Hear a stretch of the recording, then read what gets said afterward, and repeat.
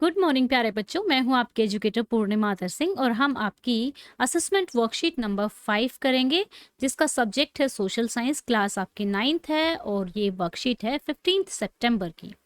तो पिछली वर्कशीट में हमने क्या पढ़ा था?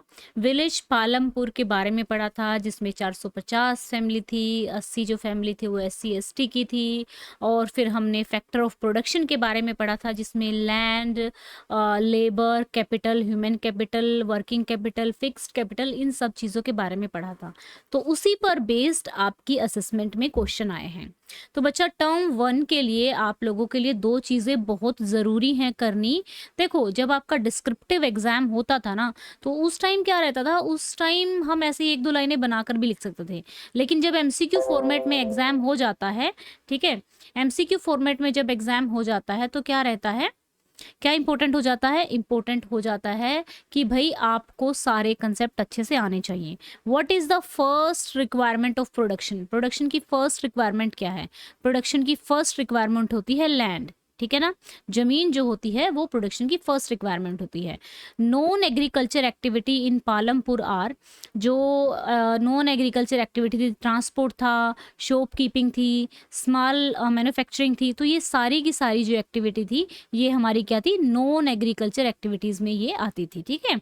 अब थर्ड है tool machine building are example of, tool हो गया, मशीन हो गया, बिल्डिंग हो गया, तो जो फिक्स्ड हो गई यानी कि जो कैपिटल फिक्स कैपिटल के ये एग्जाम्पल हैं, ठीक है, तो ये हो जाएगा। और वर्किंग कैपिटल कौन सी होती है? Money and raw material.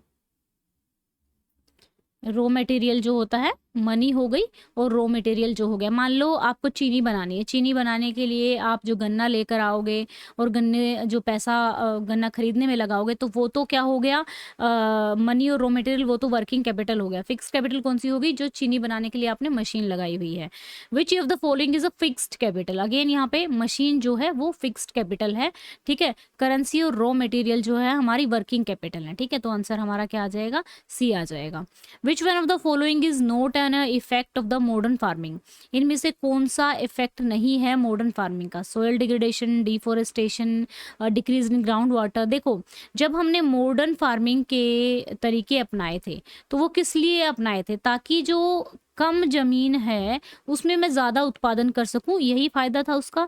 ये तीनों चीजों तो नुकसान की थी ही, लेकिन ये प्रोडक्शन डिक्रीज नहीं हुआ था, प्रोडक्शन इंक्रीज हो गया था। तो ये आंसर हमारा हो जाएगा डी वाला, ठीक है।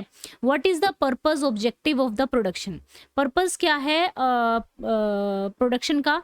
Goods and services, providing services, या to produce goods and services. तो यहाँ पे आंसर आ जाएगा to all of the above, ठीक है, all of the above, D answer आ जाएगा। अब चलते हैं नेक्स्ट पे। What is the method of growing more than one crop on a land in a year is called? Multi cropping system, international cropping system, single cropping system, या all of the above? तो यहाँ पे आ जाएगा हमारा multi cropping system, ठीक है। कि मल्टी, एक साल में जमीन पर एक ही जमीन पर एक से ज़्यादा फसलें उगाना। जैसे कि पहले 4 महीने में जो है गेहूँ उगा लिया, फिर दूसरे 4 महीने में जो है आपका चावल उगा लिया, बीच में सब्जियाँ उगा ली, तो उसको मल्टी क्रॉपिंग सिस्टम कहते हैं। In what works do farmers use their saving in Palampur? जो बड़े फार्मर्स होते हैं उनकी सेविंग हो जाती है, कुछ तो वो मार्केट में बेच आते हैं और कुछ उनके पास पैसे बच जाते हैं, तो वो अपनी जो सेविंग होती है नेक्स्ट सीजन के लिए बीज वगैरह लेने के लिए या कैपिटल लेने के लिए बचा लेते हैं। और दूसरा, कई बार वो कुछ पैसे उधार भी दे देते हैं। तो एग्रीकल्चर और नॉन एग्रीकल्चर दोनों के लिए ये होता है। तो आंसर हमारा हो जाएगा सी, ठीक है। अब चलते हैं क्वेश्चन नंबर 9 पे।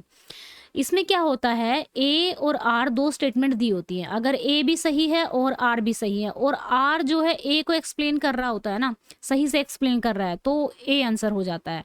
और अगर ए और आर दोनों सही हैं लेकिन आर जो है ए को सही से एक्सप्लेन नहीं कर रहा, तो आंसर बी हो जाता है। और आंसर सी हो जाता है अगर ए सही है लेकिन आर गलत है। आंसर डी, ये सी हो जाएगा। अगर ए गलत है, आर सही है, तो आंसर डी हो जाता है। तो ये ये यहाँ पे यही इसी चीज़ को बताया हुआ है। तो चलिए पहली Palampur is a well connected with a neighbouring village and town. हाँ, रायगंज के साथ और जो शाहपुर जो विलेज था उसके साथ ये बड़े अच्छे से कनेक्टेड था। तो ये बिल्कुल सही है statement. This village has about 450 families belonging to the several different caste. हाँ, ये भी सही है, लेकिन ये और ये इसको ठीक से कनेक्ट नहीं कर रहा। यहाँ पे अगर इसको ये इसकी सही एक्सप्लेनेशन होनी थी तो क्या आना था कि भाई जो बड़ा शहर है, बड़ा गांव है और एक टाउन है, उससे ये कनेक्टेड है, वो वाली स्टेटमेंट यहाँ पे आनी थी। लेकिन यहाँ पे आंसर क्या आ जाएगा हमारा? बी आंसर आ जाएगा। Both A and R are true but R is not the correct explanation. Answer is B. ठीक है, फिर अब हम चलते हैं क्वेश्चन नंबर 10th पे। Every production is organised by combining land. ठीक है, हर एक जो प्रोडक्शन होता है वो होता है by combining land, labour, physical capital और ह्यूमन कैपिटल को मिला के होता है। Which are known as a factor of production, जिनको हम फैक्टर ऑफ प्रोडक्शन कहते हैं। Raw material and money in hand are called working capital. देखो यहाँ पे दोनों ही सही हैं, और देखा जाए तो यहाँ पे जो कैपिटल है ये इसको एक्सप्लेन भी कर रहा है। तो यहाँ पे आ जाएगा both A and R are true, R is the correct explanation of A. यानी कि एक पार्ट को तो एटलीस्ट ये एक्सप्लेन कर रहा है, पूरी तरह से नहीं एक्सप्लेन कर रहा है तो भी। ठीक है, तो हमारा आंसर क्या हो जाएगा? Both A and R is true, the correct explanation of A. तो ये बच्चा आपके 10 क्वेश्चन थे। अब देखो जो असेसमेंट आती है ना वो इतनी इजी होती है आपकी, बहुत इजी होती है। ठीक है, आप आसानी से कर सकते हैं, लेकिन आपको अगर प्रॉब्लम आ रही है इसको करने में तो ज़रूरी तो नहीं है ना कि यही वाले क्वेश्चन आएंगे। तो इसीलिए मैं आप लोगों को जो आपके चैप्टर्स हैं वो बहुत अच्छे से पढ़ा रही हूँ अनअकैडमी पे, जो कि बिल्कुल फ्री है क्लास। ठीक है, फ्री में आप अटेंड कर सकते हैं। यहाँ पे देखो बच्चा, आपको फ्री में अटेंड करने के साथ साथ यहाँ पे एसएसटी टर्म 1 के लिए, ठीक है, एसएसटी टर्म 1 के लिए मैं यहाँ पे आप लोगों के, ये थोड़ा सा गड़बड़ हो गया है, इरेजर लेके आना पड़ेगा। एसएसटी टर्म 1 के लिए मैं आप लोगों को स्पेशल क्लास दे रही हूँ वहाँ पे अनअकैडमी पे। उसका लिंक जो है डिस्क्रिप्शन में दिया हुआ है। क्लास है 15 सितंबर को 8:30 बजे, जिसमें हम फिजिकल फीचर ऑफ इंडिया, जो आपकी ज्योग्राफी का सेकेंड चैप्टर है, उसको एक्सप्लेन करेंगे। ठीक है, भारत का भौतिक स्वरूप 8:30 बजे 15 सितंबर। ठीक है, यानी कि आज। तो लिमिटेड सीट्स हैं, लिंक डिस्क्रिप्शन में दिया हुआ है। टर्म 1 की प्रिपरेशन के लिए बेस्ट तरीका है कि हम जो एनसीईआरटी है उसको कवर कर लें और साथ में जो है एमसीक्यू को हम प्रैक्टिस कर लें। ठीक है बच्चा, तो इसको फ्री में अटेंड करने के लिए आपको कोड यूज करना है पूर्णिमा 10।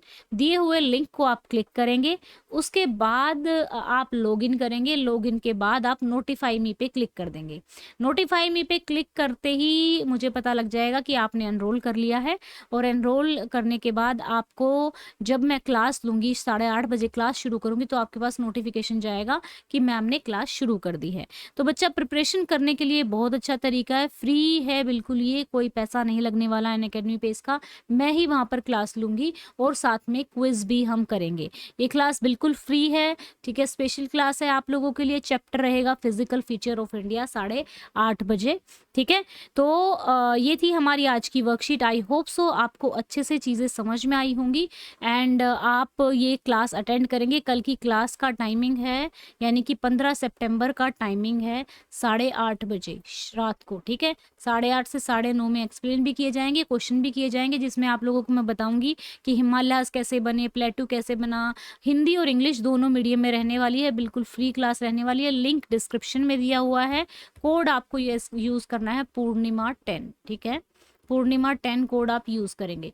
ठीक है बच्चों, तो ये थी हमारी आज की वर्कशीट। आई होप सो आपको अच्छे से समझ में आ गया होगा। अगर अच्छे से समझ में आया है, वीडियो अच्छी लगी है, तो वीडियो को कर दो लाइक और चैनल को कर दो सब्सक्राइब।